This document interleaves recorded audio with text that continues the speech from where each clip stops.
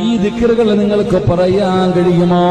ഈ ദിക്റുകൾ പറഞ്ഞാൽ അല്ലാഹുവേ 70 തരം പ്രയാസങ്ങൾ ഒറ്റ ദിവസം, ഒരു ദിവസത്തിൽ തന്നെ നിനക്ക് വരാനിരിക്കുന്ന 70 പ്രയാസങ്ങൾ അല്ലാഹു തട്ടിമാറ്റുകയാണ്.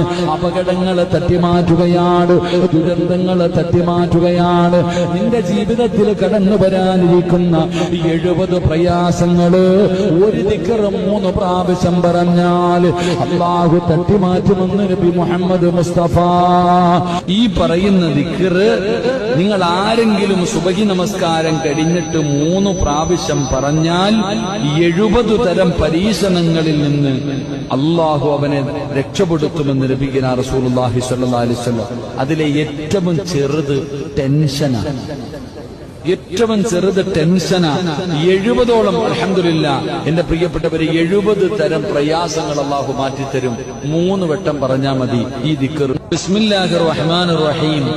അൽഹംദുലില്ലാഹി റബ്ബിൽ ആലമീൻ ഹംദൻ കസീറൻ ത്വയ്യിബൻ മുബാറകൻ ഫീഹി. 70 തരം അല്ലാഹുവിന്റെ പരീക്ഷണങ്ങളിൽ നിന്ന് അല്ലാഹു നിനക്ക് സംരക്ഷണം നൽകുമെന്ന് നബി മുഹമ്മദ് മുസ്തഫ.